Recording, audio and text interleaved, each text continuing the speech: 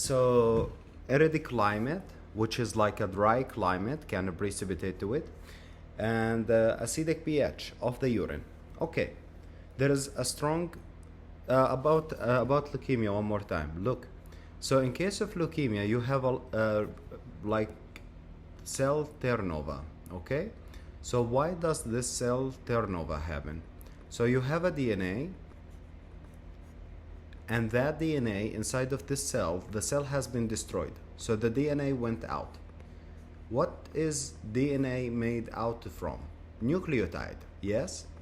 And what is a nucleotide made out from? Can somebody tell me what the nucleotide are made out from?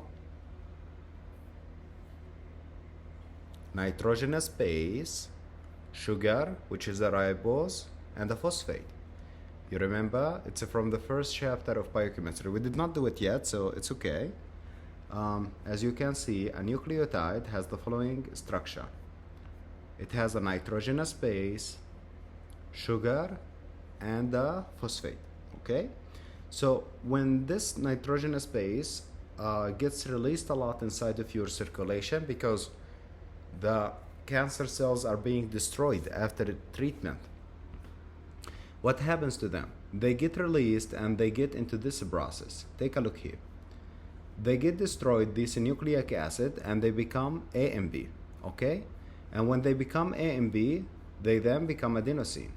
After becoming adenosine, they become an inosine. After they become inosine, they become hypoxanthine, xanthine, and end up to become uric acid. Okay? So just a process that led to the formation of uric acid from basically nucleic acid.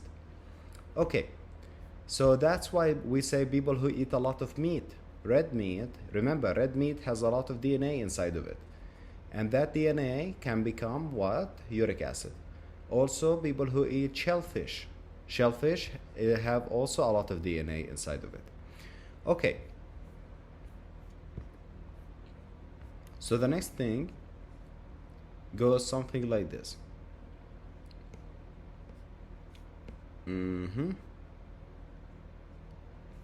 Yep. Okay, so let's see. We have the following.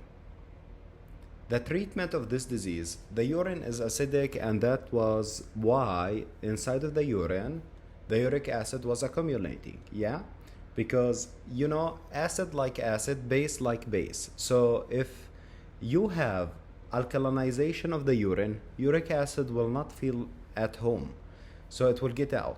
What about allopurinol? Allopurinol inhibit an enzyme. Does anybody know the name of the enzyme that is inhibited by allopurinol? Xanthine oxidase. So that xanthine oxidase prevent the conversion of hypoxanthine to xanthine. As you can see here, it's this enzyme, xanthine oxidase, and allopurinol, when it works here, it prevents the conversion of this one to this one. Okay, so so let's take a look back to renal.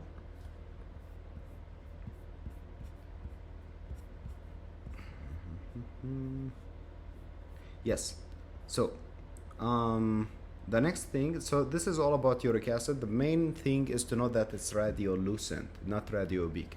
So you will not be able to see it basically. So cysteine. Cysteine is a type of what? What is cysteine, guys? What is cysteine? It's an amino acid. Amino what? Acid. Okay, acid. So the pH will be low. So it's faintly radiopaque, and the form it will be hexagonal, which will look weird like this, hexagonal. Okay, so hex, by the way, means 6, the number 6 in Latin. Hexagonal means it has 6 layers, 1, 2, 3, 4, 5, 6, 6 angles, I mean. Okay, it's hereditary disease, autosomal recessive condition, which the cysteine reabsorbing BCT transporter loses function, causing cystinoria. So in your BCT, proximal convoluted tubule, normally you had reabsorbing of the cysteine. Now you cannot reabsorb the cysteine, which will lead to release of a lot of cysteine in the urine, and that leads to cystinoria. The same receptor can result in defect in reabsorption of other amino acid. So these amino acids include the CoLA. What is this CoLA? Cysteine, ornithine, lysine, and arginine. Can someone tell me nitric oxide comes from which of the following four? Which of the following give nitric oxide?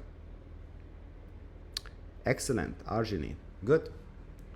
And which one precipitate in the urea? No, you don't know that yet, but let me try. Urea cycle, which one? Wow, okay, yeah, ornithine. So, cysteine is poorly soluble, thus stone form in the urine, yeah? It's not soluble, so you will have formation of a stone instead. It usually begins in childhood, and this is actually really important. Why it's really important to know that it begins in childhood?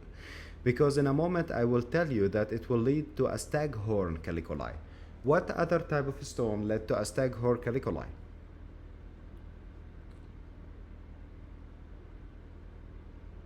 What other pathology led? Exactly, the MAP, magnesium ammonium phosphate. Yeah, MAP, magnesium ammonium phosphate. So magnesium ammonium phosphate also led to staghorn caliculi. You are like, well, damn, it's kind of difficult, you know? Both of them have the staghorn caliculi. How can you differentiate? There is two ways. The first one is by the urine pH. In case of MAP, the pH was high or low? The pH of the urine was high or low? Yes, the pH was high. What about in this case? Is the pH high or low? Low. Okay, good. The second way you can differentiate between the two, if they were not nice and they did not give you the pH, is by doing the following. You ask yourself, is it a child or is it someone old? If he's old, that means, and he has a staghorn caliculi, probably he had many UTIs before. So it will be which pathology in an old person? MAP, exactly, magnesium ammonium phosphate in an old person. But if he was young, it's probably a hereditary disease, so you will choose which one? Leading to the staghorn caliculi? Exactly, the cystine stone. The cystine stone. So cystine is poorly soluble, they mentioned, that's why it formed the stone. They tell you that it can form a staghorn caliculi. So sodium cyanide, a nitrobruside test, it's a form of test you can perform. And if it was positive, that means it's for 100%, it's a cystine stone. It's just a biochemical test. Okay, so the treatment is with low sodium diet, like all of them. Alkalinization of the urine. Why? Guys, alkalinization of the urine. If you increase the pH here, the amino acid will not be able to precipitate in it. So you will not have exactly higher pH, absence of precipitation of the amino acid, which is the cysteine, in the urine, so no stone formation.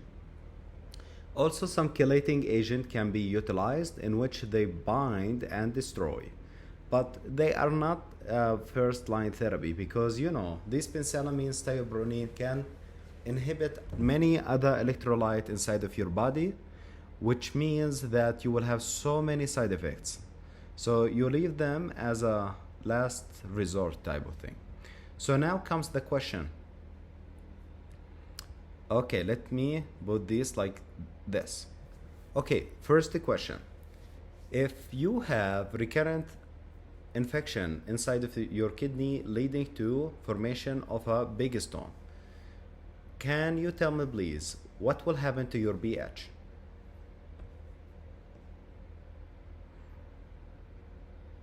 What in case of magnesium ammonium phosphate, will the pH be high or low? High. Okay. In case of which of the following you will have in case of you having a lot of vitamin C consumption, you are consuming a mega dose of vitamin C to protect yourself from COVID, which type of kidney stone you can get? Calcium oxalate. Which one has the dumbbells? Okay, excellent. Calcium oxalate. Which one has the coffin?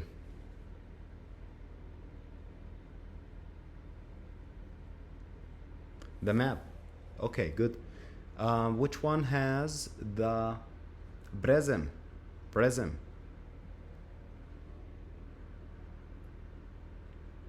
Calcium phosphate. Which one is secondary to hyperparathyroidism? And now, time for the tricky question.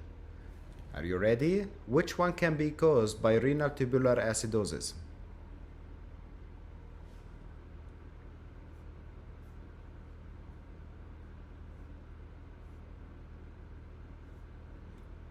Renal tubular acidosis. If you remember these pathology, we spoke about them here. To be more exact, the pathology was happening at the distal renal tubule, and I told you that these patients have a bilateral kidney stones, calcium phosphate bilateral kidney stones. Okay, so why? Because they have more pH in their urine. So and when you have more pH of the urine, you are having more precipitation of calcium, which lead to calcium phosphate stone. Okay, and one more thing, can someone tell me? Yes, let's see this one. Yeah, and what is the first line therapy of kidney stone? Hydration.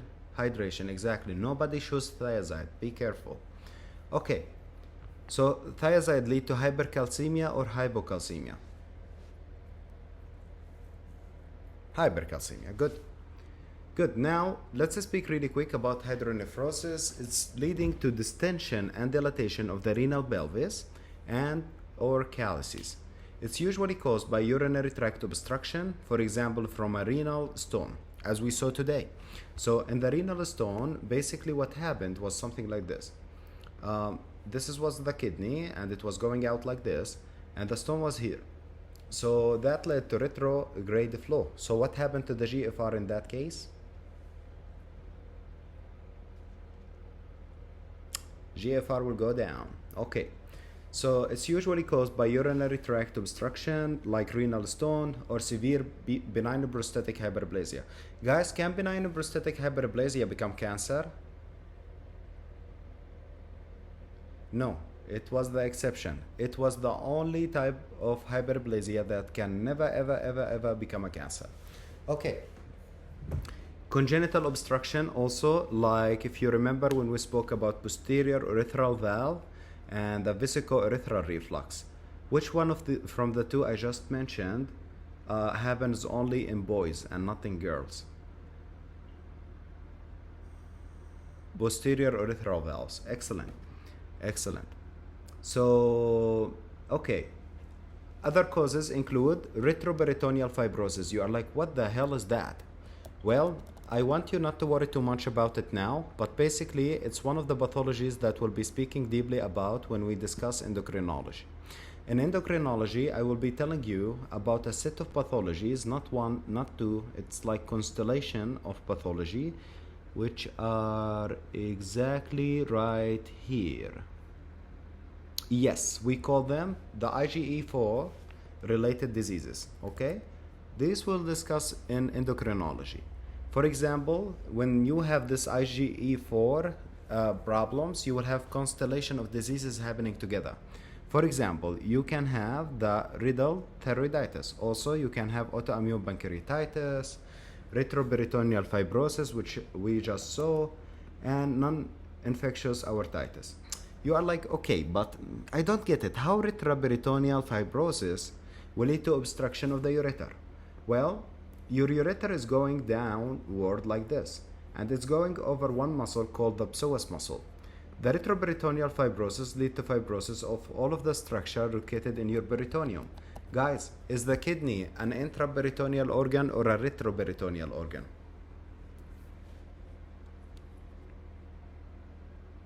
Exactly, it's a retroperitoneal organ.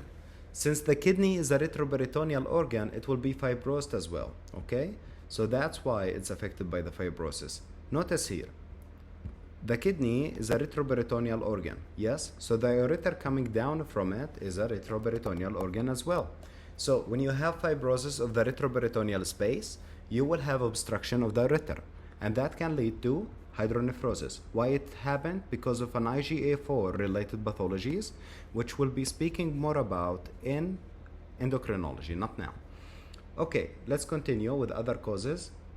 Other causes of this pathology is vesico-urethral reflux, basically, and dilatation. Oh, okay, so guys, in vesico-urethral reflux, is the ureter located inside of the bladder, horizontally or obliquely?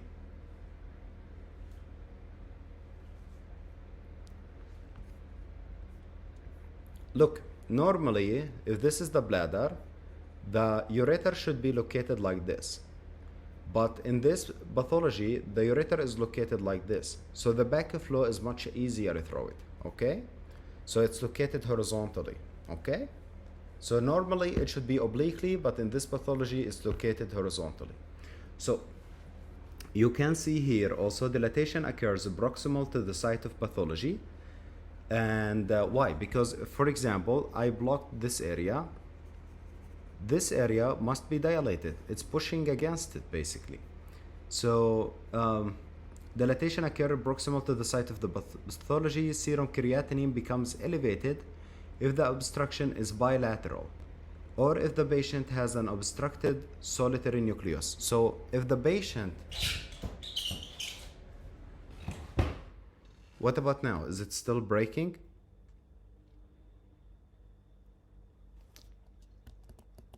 Okay, so when the kidney is, if you have only one functional kidney and you destroy that kidney by blocking it, well, obviously you will have kidney failure and increase of creatinine. But only if one kidney is affected, you will have normal creatinine level, and that's important because you can have a patient who is complaining of really significant pain of his kidney. You will do a creatinine test and it will be perfectly normal. Why? Because only one kidney has the stone, not the two kidneys. The other kidney is compensating for it, which means his creatinine level is normal. Never ever look at the labs before looking at the patient. Your patient is telling you what he has. Your patient is telling you his diagnosis. Listen to your patient, you will get the diagnosis. If you only look at the labs, they are useful, but they don't give you everything. So serum creatinine becomes elevated if the obstruction was bilateral or the patient has obstruction of one kidney. It leads to compensation and possible atrophy of the renal cortex and medulla. Basically, when we speak about this kidney, the backflow of pressure, the retrograde flow, will lead the calyces to dilate. That makes the cortex really, really thin. Okay, so let's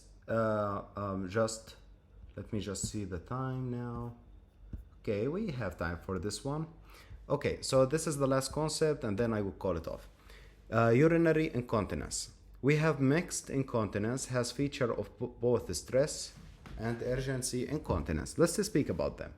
So in your bladder, there is a few structure I want you to master. The first structure I want you to master is your internal sphincter, okay? So you have your urethral sphincter. That's one structure I want you to know.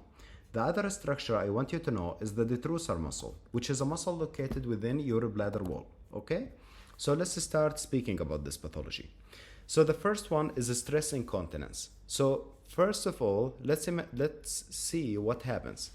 This patient will be normal, but they will tell you, doctor, when I'm laughing, dancing, lifting weights, or crying, or smiling, or laughing, or doing anything, I will start to be myself, basically.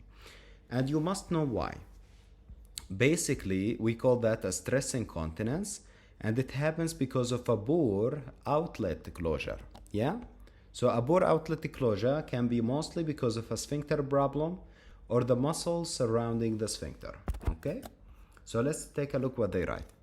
The mechanism, outlet incompetence, urethral hypermobility, or intrinsic sphincter deficiency. Basically, this sphincter is not functional correctly, which lead to passage of the urine downward, okay? especially during increased intra-abdominal pressure. What increases intra-abdominal pressure? Well, Valsalva does. Remember Valsalva in cardiology? Here it comes again. So, they say when there is basically a defect of the sphincter, there will be leakage with increased intra-abdominal pressure. For example, sneezing or lifting weights.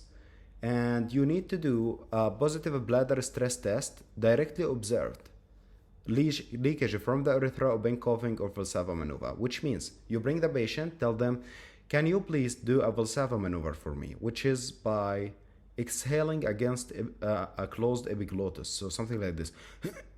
And when they do that, exactly, straining. When they do that, their intra-abdominal pressure is going up or down during the straining phase. It's going up. Since it's going up, and if their urethral pressure is, urethral sphincter is weak, there will be leakage of urine, and that's the main problem.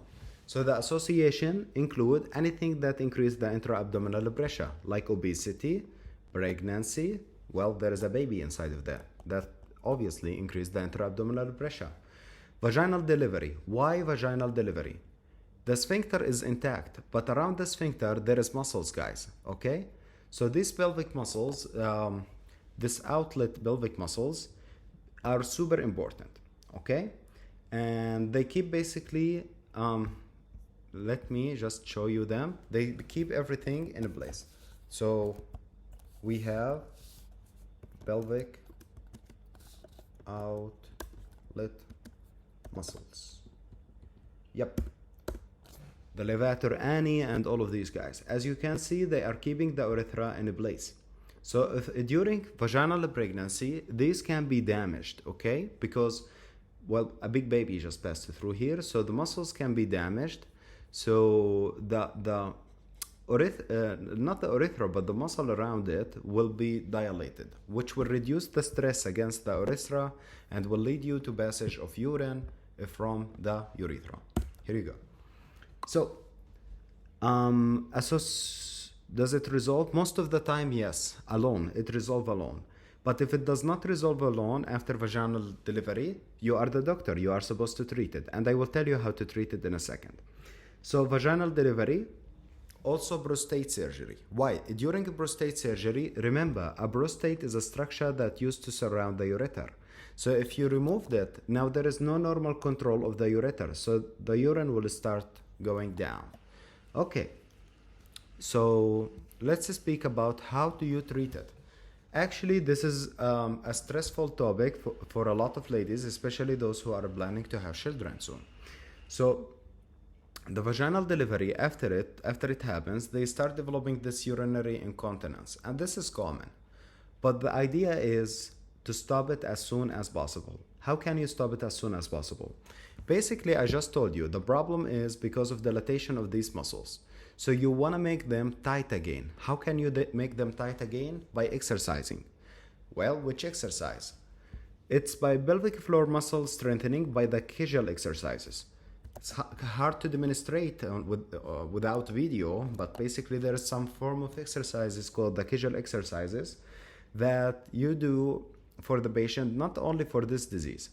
They actually write a note. Kegel exercises can be used for both stress incontinence, that's one. It can be used also for urgency incontinence, and also it can be used for erectile dysfunction. Okay, and weight loss. Okay, so the patient with the stress incontinence, it could be because of the obesity, because it increased the intra-abdominal pressure. Less fat, less intra-abdominal pressure. Less intra-abdominal pressure, less stress incontinence. And the last thing is a Basari. It's the most uncomfortable device I've seen in my life. I don't know if people truly use it. I know that it's successful. Like it has a really good success rate, but it looks weird. So, and it can lead to infections, so it can be kind of dangerous. So anyway, for the sake of completeness, here it is. So ladies who cannot wait and cannot do their exercises would like to do something like this. So what is this? It's a Bisari. There are so many shapes of too many different Bisari, and These different pessari can be, well, basically inserted inside of the vagina, and they will prevent,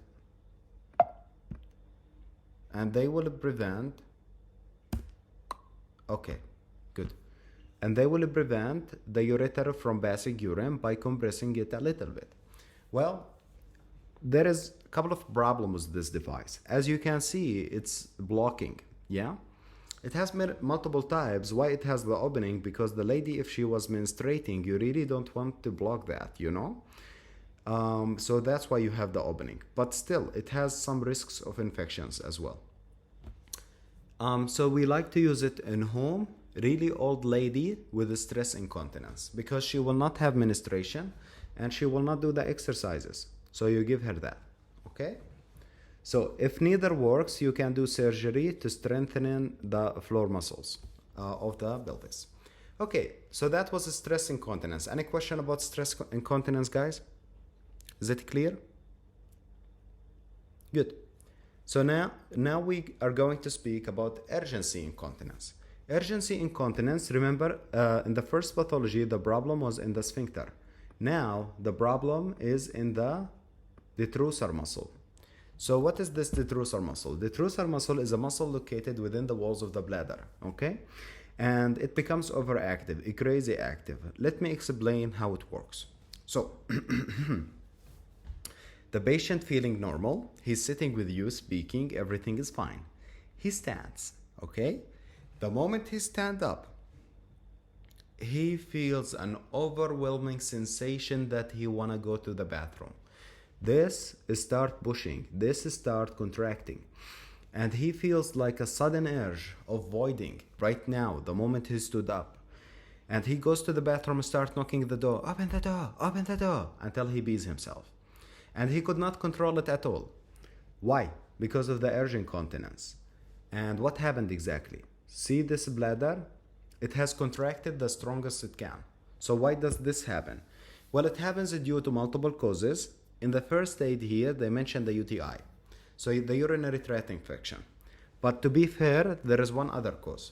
Speaking about the urinary tract infection, I cannot agree more. It's correct, but it's about the timing. If the patient was previously normal and suddenly developed urinary incontinence of this form, which is like an urge incontinence, you must think about a UTI. But if the patient has been having an urge incontinence for the previous 5 years, no way in hell this is a UTI. It is one of the other symptoms of benign prostatic hyperplasia, okay? Especially in a male. So, yeah, how do you stop this? Well, first of all, let's start with treating the UTI. After that, if that doesn't work, you can do casual exercise, which make your pelvic muscles stronger. Also, bladder training. This is important. So, timed voiding.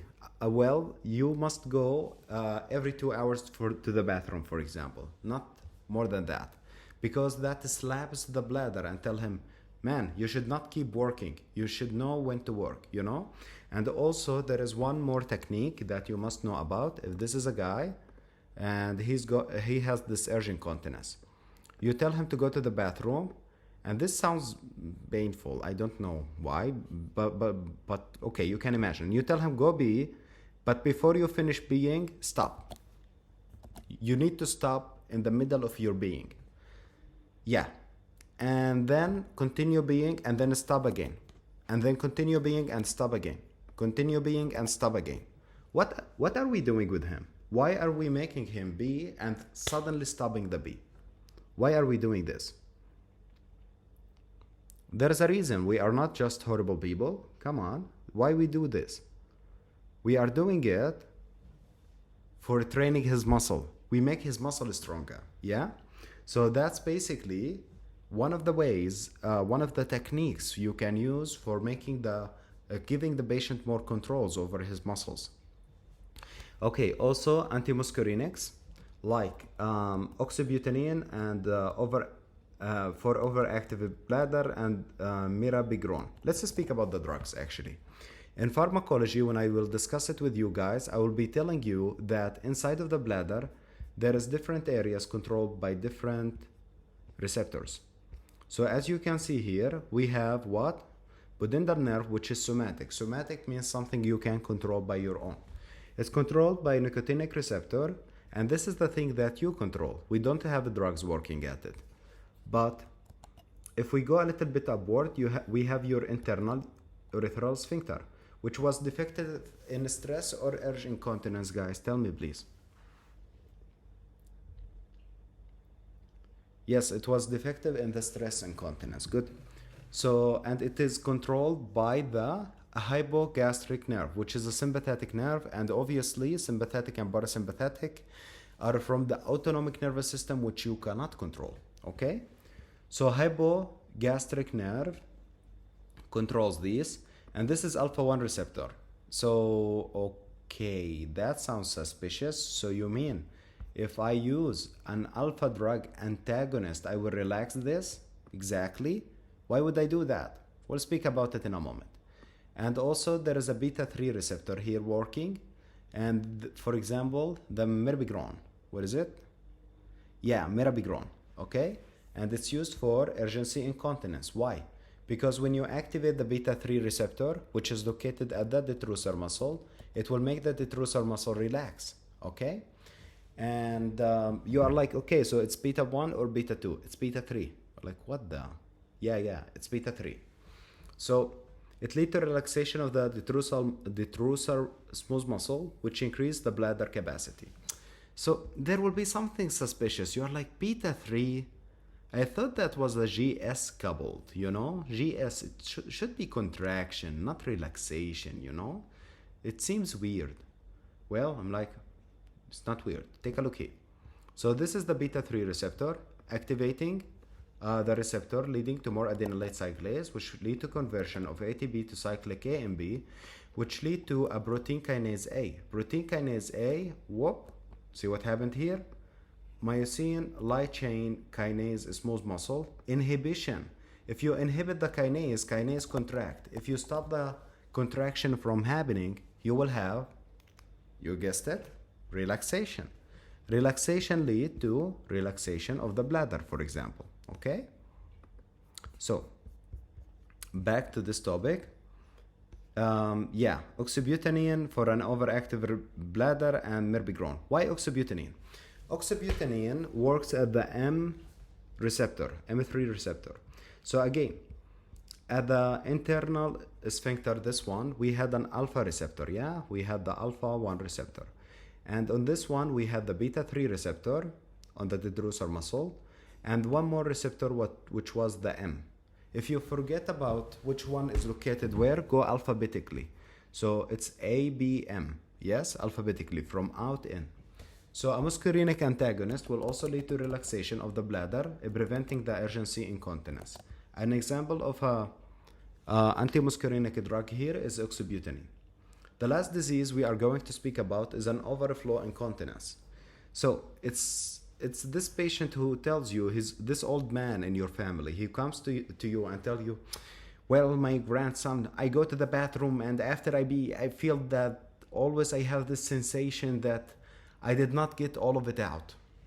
So what does he have? He has an overflow incontinence. So let's see why it happens. So it's an incomplete emptying, detrusor underactivity, it's not working as good, or outlet obstruction. If it's outlet obstruction, this is super serious. If it is a complete obstruction, okay? But if we imagine that this is a prostate outflow tract obstruction, so a benign prostatic hyperplasia. Well, in benign prostatic hyperplasia, are you occluding the ureter 100% or not 100%? Not 100%. Okay, so if initially, when the bladder is filling with the urine, he will have a hard time pushing it out. But at some point, it will reach enough pressure that it will be able to open and move the urine outward, yeah? And this is the patient telling you that, son, I've been okay and nothing wrong with me. Then I have this dribbling coming out from me, like urine dribbling. And you are like, well, how would this happen? Like, I have no idea. I have this dribbling. And when I went to the bathroom, I go Yes, women can have it, but the cause is different. The cause in ladies, mostly it's diabetes, okay? Not the benign prostatic hyperplasia, because the lady does not have a prostate. Okay, so incomplete emptying, the detrusor underactivity or outlet obstruction, and leak with overfilling. So when the bladder becomes overfilled, she started dribbling the urine downward. And there will be a post-void residual volume increased. So this is important. You must know how much is normal residual post-void residual volume. Post-void residual volume means how much urine is left inside of your bladder after you urinated. For a lady, and I will write it here, somebody just make it look better. Woman, it's 150 milliliter. For man, it's 50 milliliter. Man, somebody makes it look better. Okay, so it's an increased post-void residual volume on catheterization or ultrasound. The patient will have plenty of fluid inside of his bladder. Okay, so the next thing, they are like, okay, so what is the cause of this overflow incontinence? Polyuria, if he has this symptom, you think about diabetes. You are like, how diabetes is related to this? Well, remember in diabetes, they have something called, and make a note about this, neuropathy, okay? So they cannot sense when their bladder got full, correct? So their bladder got full, but they have no idea that their bladder got full. They will only sense that their bladder got full, and they need to be when their internal sphincter has opened, because the pressure become overwhelming in there, okay? So that's in diabetes. So they are like, you know, I was sleeping, and when I woke up from sleep, I felt like, okay, nothing bad. But the moment I went up from the bed, I felt this overwhelming need to be. Oh my God, it was ridiculous. And I almost peed myself.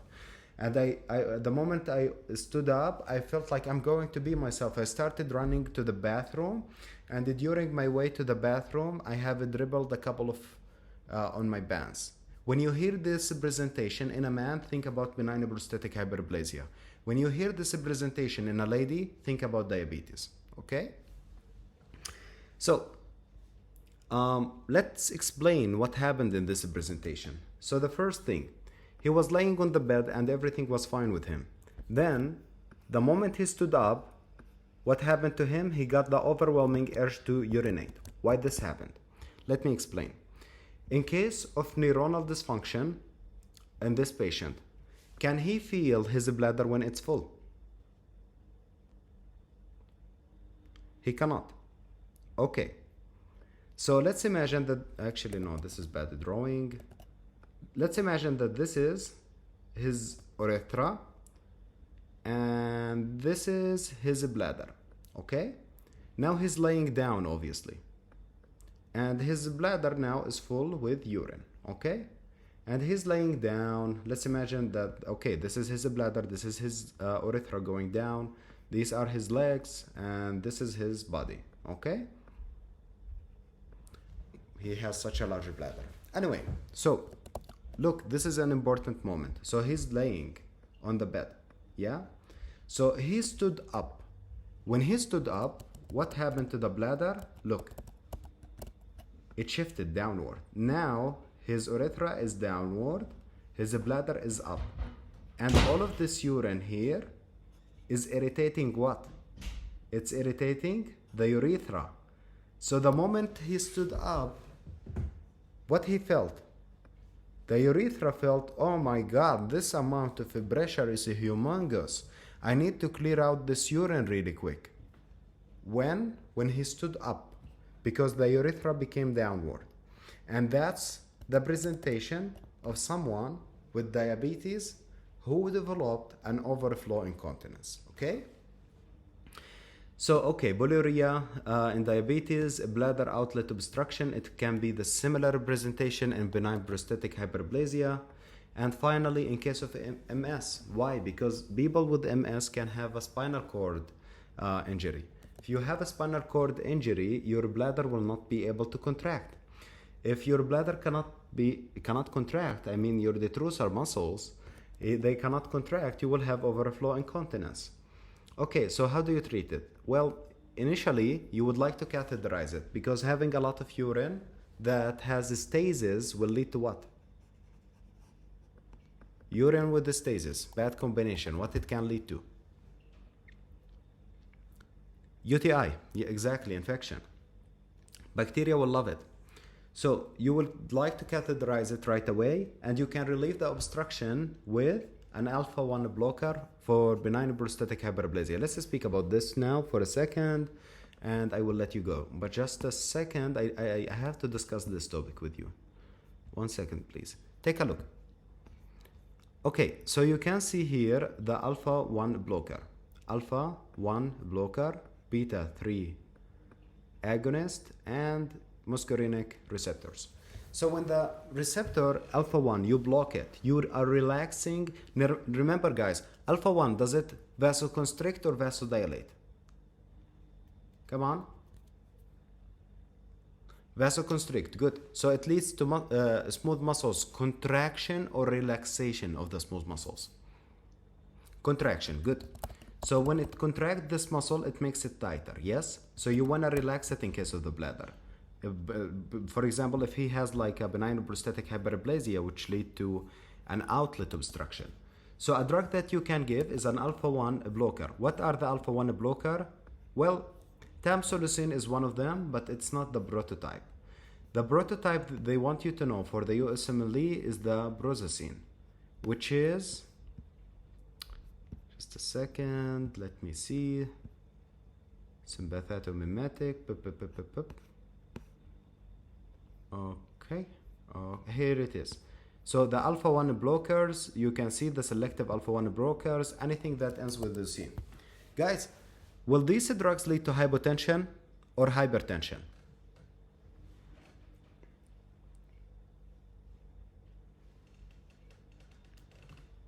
They will lead to hypotension. Why? Because they are blocking the alpha-1. So alpha-1 normally led to vasoconstriction.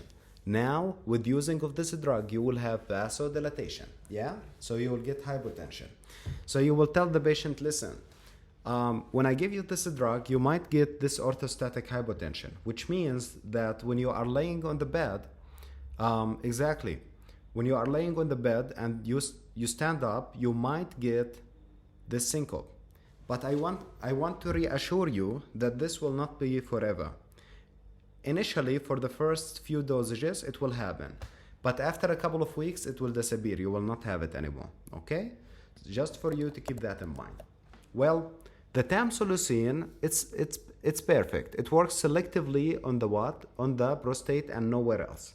But sometimes you want to use the other one. You're like, why? But if we have a drug that works selectively on the pathology, which is the benign prostatic hyperplasia, why should I give something that is less selective? Less expensive, this is true, but also we do it for pharmacological therapy. Remember, brozacine decreases the blood pressure, yes? So if you have a patient with hypertension and also the patient has benign prostatic hyperplasia, you will not give something that works only in the bladder. You will hit two birds with one stone, okay? So you will be like, okay, take this brozacine, and that will help you with your benign prostatic hyperplasia, and that will help you with hypertension. And if you are lucky enough, this patient will have PTSD, post-traumatic stress syndrome. So you give him brozacine. So you will hit the three birds by one stone. Okay, if they ask you, how does the brozacine help in case of PTSD? Basically, it blocks some receptors inside of your brain that help you to sleep. It makes you a little bit sleepy. So you need to know about that. Brozacine give you quality sleep. So if someone has a PTSD, benign prostatic hyperplasia, and a hypertension, you can hit the three birds with one stone. Okay, and that's it for today's session. I made it light with intention to make it light because I know that the material we explained this week was a lot.